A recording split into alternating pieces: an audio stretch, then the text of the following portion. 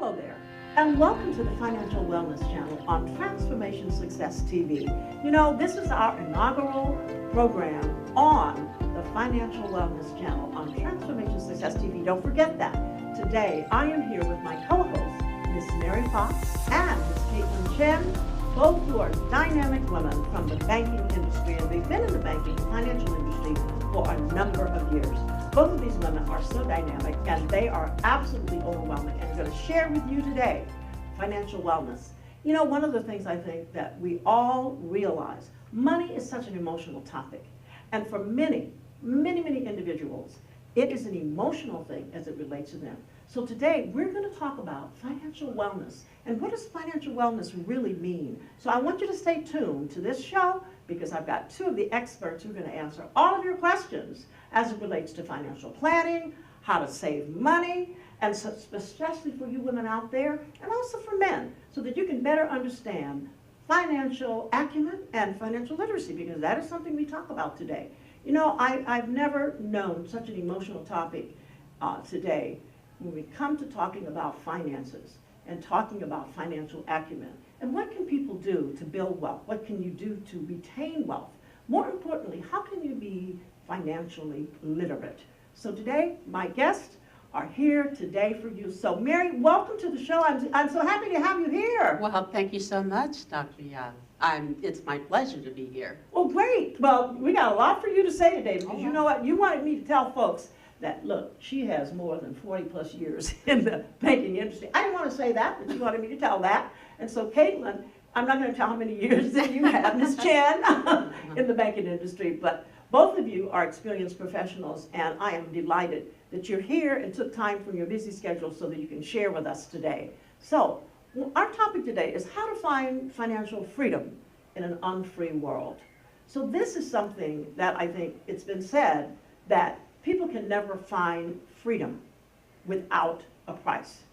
So are many people trying to pay the price or trying to find financial freedom without having financial freedom? How do you find financial freedom? And what does that mean to you? What does financial wellness mean? Because that word is tossed around so much. Financial wellness. What does it mean?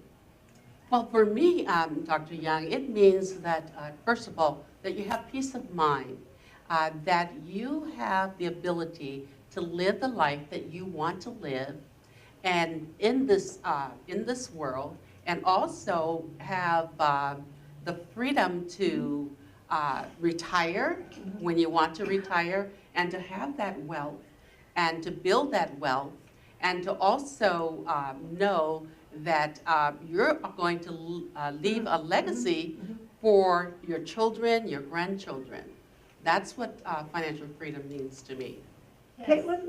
I agree with Mary, and to build upon what Mary said, financial freedom really is being able to do what you want to do, regardless of how much money it takes. And I think people have to set a goal for themselves. What do they really want to do in life, and what makes them happy? And then figure out how much money it will take to get there.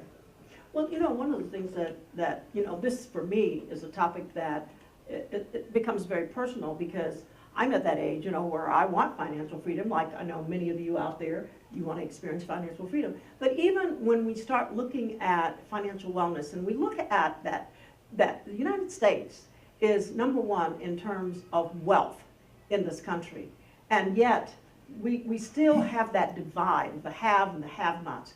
We still have people who are not even in that category where we'd say wealthy, because we're using that word wealthy, and you know, that describes, I think, a small percentage of people who are really at the top that are wealthy. We have a lot of people who are in the middle class, and a lot of people who are in the lower, or who are actually poor.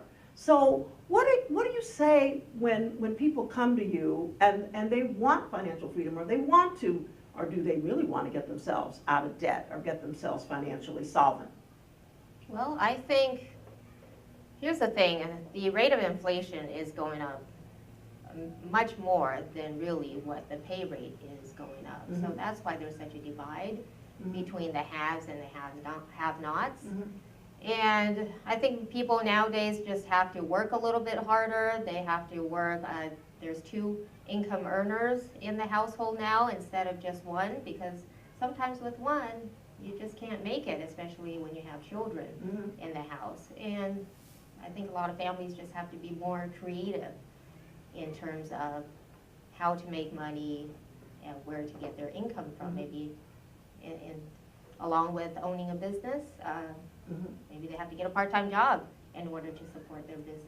Well, you know, a lot of people don't want to hear that. You know, I'm going to just tell you very frankly, a lot of people don't want to hear that. I'm already working hard. You know, my wife's working. I'm working 2 jobs, and we're still not able to get ahead. You know, we still are not able to buy a house. We're still renting. My car needs fixing. No, and I'm not, you know, I'm just provoking this out there because there are a lot of people out there who are not really doing well in today's standards. And when we start looking at that, we start talking about financial freedom, and it means, you know, being free, that I don't have, you know, any debt. What do you say to that? Well, what I say to my clients, first of all, is that you have to plan. And you have to have a smart plan. And you have to start early. You have to start early in life. You have to start to make those plans come to fruition. First of all, you know, I look at the way in which we plan. There are 4 quadrants in the way in which we want to save our money. First of all, we are employees.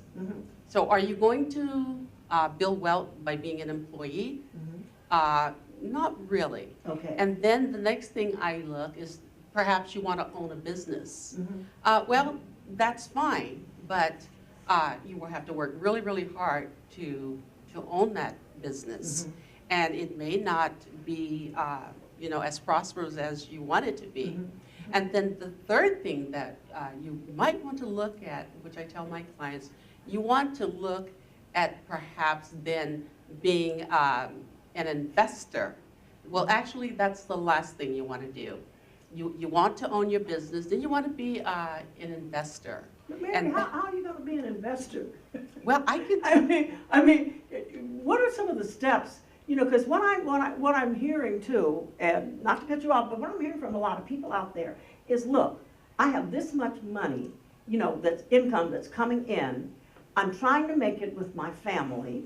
I don't have any money, you know, in savings, and then healthcare issues in terms of my insurance, you know, and so I have all of these concerns. How can I even save? So when we start talking about spending, budget, you know, let's go to the basics, because most people, you're talking about investments, most people don't even know the basics. We have a number of millennials out there today that you've told me, because we've had some sidebar conversations, you and I, Mary, that they don't even know how to balance a checkbook. Absolutely. I mean, they go and they're using the ATMs. The ATMs are crazy. I don't use them myself. But basically, could we just do some basic stuff about how do you live on a budget? What do you do? What are some of the steps?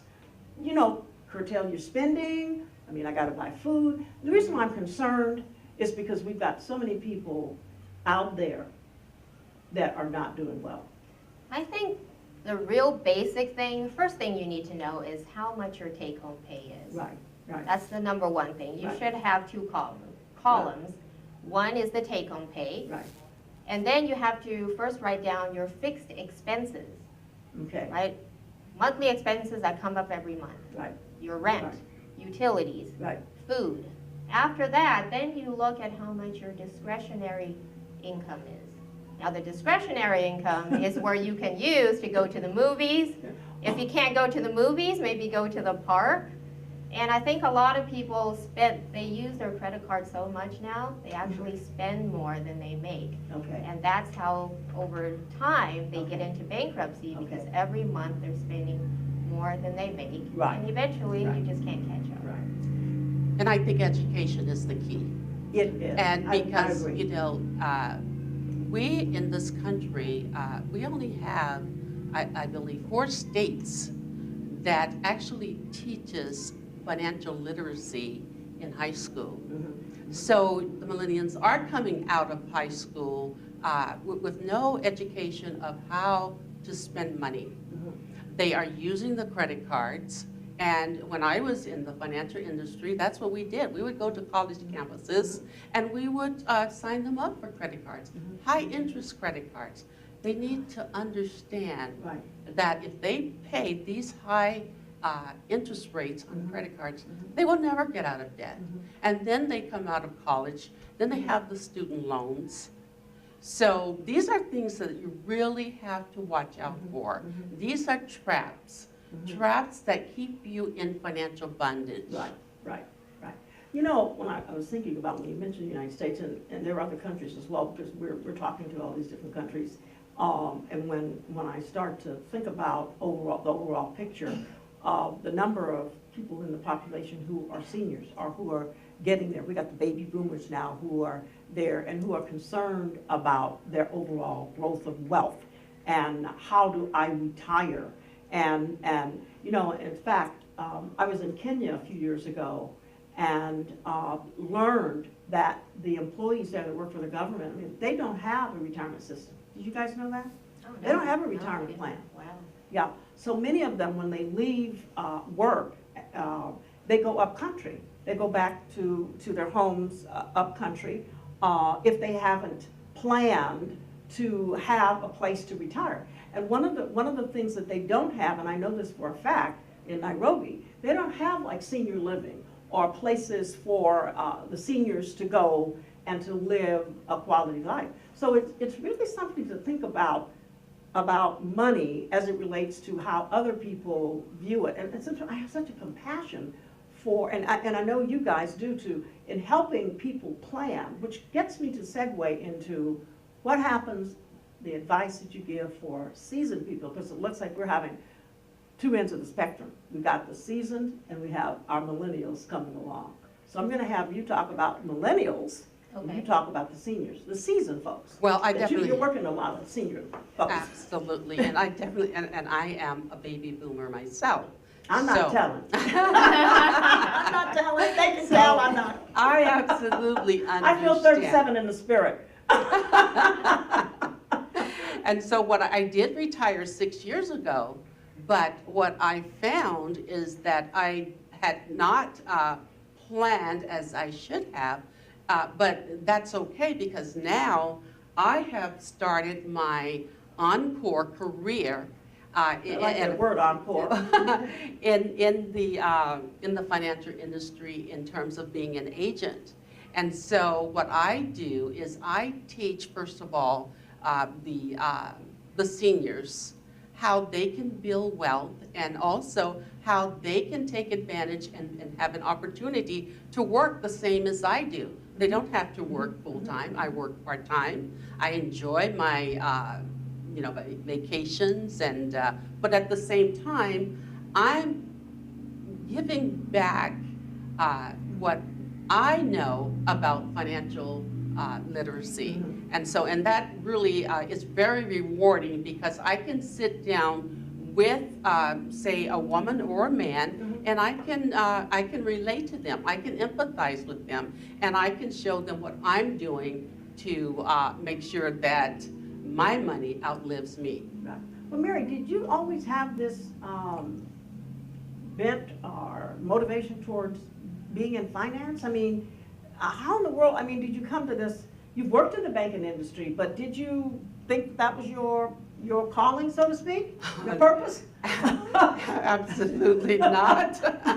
I was looking for a job. Oh, okay. And I was hired actually in the with a bank called Crocker Bank, and now I'm really dating myself, Okay. in Chinatown, in San Francisco. And I worked my way up through the ranks.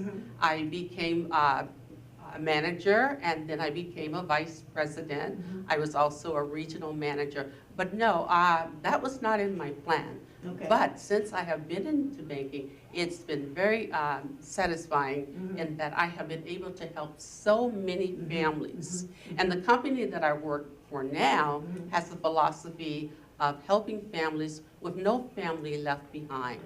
And so I like that. Yes. I like that model. But did you find, and I'm going to hit Cailtlin up with this too, did you find that you were able to apply all these principles in your personal life? And not putting you on the spot, but I've known people, you know, well, I use the analogy, the plumber and his wife doesn't get, her things fixed around the house. But it's almost like the banker, but are you able, you were able to manage your own stuff really well, that you're the expert now. Oh, absolutely. Yeah. Okay. And that's what you have to do. You have to take charge of your own financial situation. Again, education is the key. And I would say to all of those seniors that are out there, be sure that if you don't know about financial literacy, ask the expert. Because if you were sick, you wouldn't try to heal yourself. Yeah, you go to a doctor. You would go to the doctor. Right. So why not go to the financial doctor to get advice? Thank you for that, thank you. Now, Cailtlin, what about you? Because I know you deal with, and you've talked about some of the millennials, and, I often feel like sometimes the millennials get a bad rap, but, because we were once there, Yes. And so basically, they don't know, but are they teachable and reachable? What are you doing with the millennials? The millennials are definitely teachable and reachable. And I think we need to go back to the old-fashioned way. Right now, the millennials, they have access to the ATM, they have access to debit cards, and that's what's really, they're not using the old-fashioned check register. Remember the old-fashioned check registers? Wow. Those are great. We always know to the penny how much money we have. The problem I see, working in the financial institution is that millennials, they rely on the online banking. Well, let me see how much money I have. They have $100 in the morning. So they go spend $60 at 10 a.m. By 4 p.m., they forgot how much they had. So they look in their online banking and it still shows $100. Why? Because the merchant processing that processed their transaction at 10 a.m., it hasn't really gone through yet. So 4 p.m., they're like, oh, I still have $100. So they go spend another $75. Guess what? They're overdrawn now. Wow. And I think really electronics, even though it's a pro, but sometimes it is a con. So I think the millennials, they really should go back to where we started from. So do you advise them, or are they taking that kind of advice? When you say They actually do take my advice. Okay. They take my advice because they come to me and they want a overdraft fee waived. Okay. I'll waive one, but that's about it. If they have 5, they'll have to pay 4. They'll pay those fees. And I show them how to avoid it next time, and they actually really appreciate it. Yeah. I asked them, have you seen a check register? I hold it up. They're like, no, what is that? I said, Well, do you think that maybe it's the bank's responsibility to, in some ways, to educate? And I bring this up because I had a personal issue just happened with me, and so what they're saying is the bank didn't tell you this, and I said, no, I had no idea. And so I think maybe we should take a look, and let me talk to some of these banking managers and talk about in regional branches. No, to talk about, is there a part where education should become the norm? You open up an account, you got to take a course, or you got to sit in a session. Right. I mean that you have to sit in a workshop. I'm serious about this because I think it's at the point now where you say, these are young people that are coming up. And they're going to raise families. And many of them are married. I mean, and raising families. I am of the belief, I could be wrong out there, but that money, the training about money and the respect comes from home, comes from training at home. Exactly. Money has to be respected. Exactly. Yes. And if you don't respect money, it gets away from you. I found that out. You have to have a healthy respect. So we see it, and then everything portrays things on television. And the kids grow up, I want this, I want that. They don't know. My kids used to think I had a tree in the backyard, a money tree. I want this, I want this. So I had to educate them and do mock checks and have them write checks, so they could see. This is $100, okay, so you write a check. You want this, you write a check for it. We would do that mock-up play so that they could learn about money. Because I didn't know about that. It's secret. Did you grow up where your parents had you involved with they pay this bill and how they pay that bill? All you knew, the lights were on, Food was on the table or not on the table, but you didn't grow up knowing about money and where does it go and how do you manage it. So, and I said this to somebody, money's objective is to get away from you. That's true, that's true. And then I thought about it. Another fact, and listeners, you know, this is something that I thought about too, and I throw this out to you, is that when you think about it, we get checks. In the United States and other places, you get paid for a job. You get a check. Now, for many of us, many years ago, it started payroll deposit. So you could have your payroll check deposited straight to your banking account, right? You never see the money. You don't see it.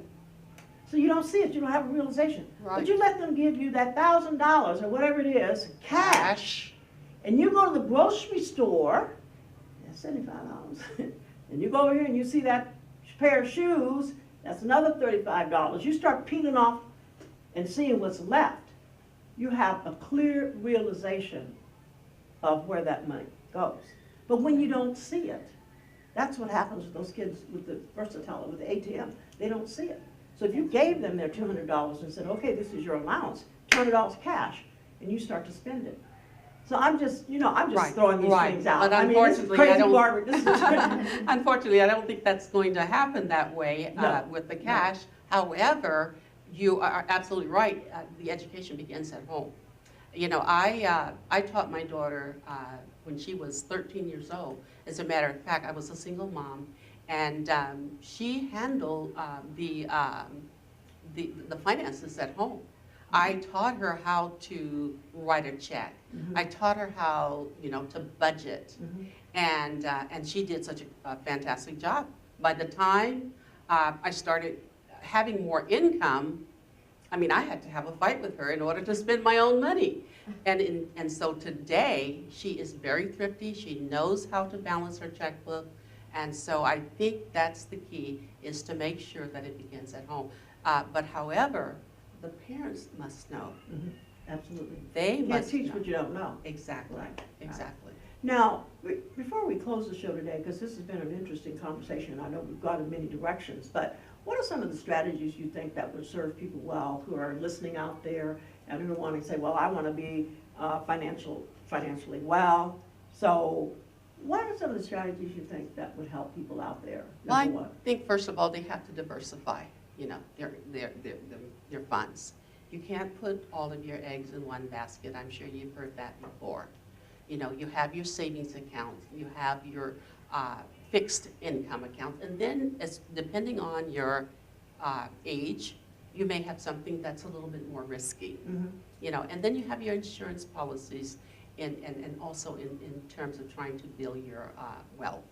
So first of all, you have to plan, and you have to be smart. And I use that analogy, smart being specific. It has to be measurable, action-oriented, and it has to have a task, mm-hmm. you know. And so that's where it begins in terms of planning and knowing exactly where your money is going. And you need to know how to spend your money. Even though you may have a financial planner, mm-hmm. or a financial educator, you have to be educated as well. So do you think, too, with the strategies you're talking about, that it behooves a person to really educate themselves about how to diversify? First of all, do you have enough assets? Where are they? Looking at what do you really have? The other question, strategies, what about getting out of debt? I think one way to get out of debt really, first of all, mm-hmm. before you do anything, whenever you receive a paycheck, everybody should save at least 10%. Put aside 10% for yourself. Save for yourself first, for retirement. And then after that, you can get out of debt really easily by just paying a little bit more than the minimum payment on your credit card. If your minimum payment is $30, pay $40. Just $10 a month. Those little things add up. That's how you got into debt in the first place, is because, you know, you're buying things here, $1 here, $3 here. How much did you spend on coffee this morning? Maybe $5? Well, try making coffee at home, mm-hmm. for once, mm-hmm. and put that $5 towards the principal on your credit card. Okay. Or if you have a home, put it towards your mortgage. and it'll all add up. Those are good principles. What do you think the financial climate is going to be maybe a couple of years from now? What do you see portending, you guys, you financial advisors, for us folks here trying to acquire some wealth? I'll let Mary tackle that That's really a tough one, and I guess if if I could see into the future, I would be, Bill Gates or someone. But I do see the market getting better, and that's just my opinion. I do see people building more wealth, especially with shows like yours. I think this is going to help the people to understand what financial literacy is all about. So I think there's a good outlook for the future. Yeah, I agree with Mary. I think the market's going to be good. Home prices will be going up, I believe. That's good news for us homeowners out there. Now, interest rates, a lot of people ask me, why don't the interest rates go up? Well, I said if your savings account interest rates go up, then your mortgage interest rate's going to go up. So it goes in tandem. Well, that brings up a good point real quickly. Should we have savings accounts? Or should we put our money someplace else that has better interest rates? I think to have some in the savings account is good, at least 6 months of living expenses. You have to have a backup, yeah. Emergency funds. Okay. But insurance that brings companies. up a point too, because when you start looking at spending and emergency funds, health care, I mean, this stuff adds up. Now, I personally, I live on the 80-20 rule. People ask me what's the 80-20. I pay my tithes, and I pay myself 10%, and I live on 80%. So that was, now I want to share this with you listeners out there, because really when it comes to money and it comes to making money and about self-worth, whether you're wealthy or you're not wealthy, the whole thing is about making up your mind. It's a choice. You choose how you want to live your life. And everything that you do, because really you're the sum total of all the choices that you make, it be it financial, emotional, spiritual, or physical. You make the choice. I made the choice, and I don't mind saying that I chose to be financially literate and to be financially solvent. I am not rich by any means, but actually I sleep well at night. Okay, knowing how, if you're in debt, how to pay a little extra to get out of debt, and not, because really, I don't want to be in debt. I want to be the lender, and not the borrower. So, anyway, this is such an emotional topic when you start talking about finances and the structure of it, and there are people who are more structured about money, how they spend money. You have some people, we haven't talked about the people who are misers, but really I want to say this, I know for this country and many other countries, there are a lot of people who give. They give back, they give to foundations, they give to nonprofits, they give to, and we have a lot of people in this country who are givers. There are takers and there are givers, but I'd like to say there are more givers than takers. But I just want to thank you for being on the show today. We've got to do this again, Thank you, and just have a lot of fun talking about, because I want to get a little bit more like Cailtlin. She grew up in China, partly in China and the United States. Can I say that? Yes. Yeah. And so, but your orientation about money, did that come from home? Your orientation about money and saving and all of that, and being this person in the banking industry, did that drive you a little bit of your culture? A little bit from home, but not really. I think I learned the hard way. When I was in the real estate business, I owned 5 homes. And to be honest with you, 2 of them went to foreclosures when the real estate bust came in 2008. And I had 3 homes that I had to sell as a short sale. Why? I didn't plan. It's all about planning. It's all about having a plan. What if? You have to know what if. I thought the real estate boom was going to go on forever. That didn't happen. A lot of people did. Exactly. A lot of people did. So it made a difference from one day to the next. There goes my income. But you made a turnaround. I did. And it's like these experiences sometimes, even though they seem like they're tragic, that happened to us, but the thing is you survived and you turned it around, and look at you today.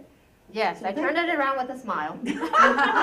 And thank you for sharing that today, because I'm sure some of the listeners out there have probably gained a lot of information today. We've been a little bit all over the board, but I do hope that you've learned something today about financial wealth and financial wellness. So we're going to leave you today with this thought. Be encouraged. Be motivated. You can do anything you set your mind to. This is Dr. Barbara Young signing off, Transformation Success TV, and this is the Financial Wellness Channel. We're new, and this is our inaugural show. So stay tuned next week as we'll have another show.